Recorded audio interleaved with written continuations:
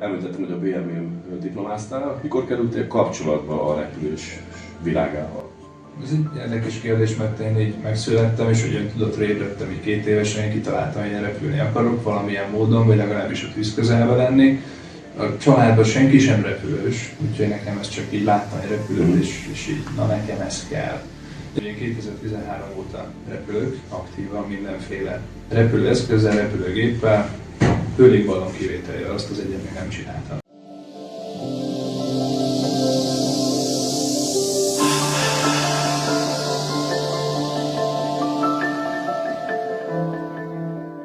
Nyíregyházához javarészt, ugye mivel itt van a tréner, nekünk Ferihegyen rengeteg munkánk volt még a trénerrel egy időben, meg az egyetemen rengeteg szaktársam jött erre a pályára, idejöttek, és akkor itt végezték a képzést, közülük már páran kapitányként repülnek, és sokan pedig most csinálják az upgrade-jüket, úgyhogy helyjel közben volt lehetőségem azért így belelátni az itteni folyamatokba. Sokan oktattak is itt, akár több évet is, úgyhogy mindig megvolt ez a fajta kapcsolódás. Sajnálod azt, hogy nem lettél egyelőre nagygépes pilóta? Én személy szerint nem sajnálom, de ez csak az én egyéni igényeim miatt van így. Hozzám mindig is közelebb állt valamilyen értelemben a kisgépes repülés.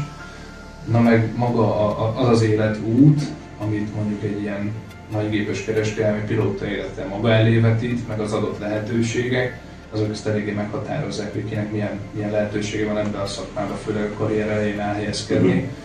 És ehhez képest az, hogy bejött az irányítás nekem, az pont az a fajta, mondhatnám, hogy kompromisszum, de utólag már nem az volt, ami megadta azt az egyensúlyt, hogy tudtam menni repülni, volt rá időm, lett rá pénzem, és mellette mégiscsak a szakma közelébe tudtam maradni. Úgyhogy majdnem ide is felvételiztem, de sajnos pont abban az évben szűnt az állami igen, pilótaképzés, amikor jelentkeztem volna, ugye annyi pénzem meg nem volt, hogy kifizessem, a szüleimtől nem akartam kérni, úgyhogy maradtam Műszaki Egyetem. De legalább tanultam, mert hogy magas pontszámok kellettek ugye akkoriban még, a diákhitelfeltételek akkor még nem voltak ilyen jók, illetve nem volt ennyi támogatott képzés, úgyhogy elmentem inkább a Műszaki Egyetemre, hogy hát akkor majd repülőmérnökként lesz valami, és hát lett is valami, ami nem a repülőmérnök.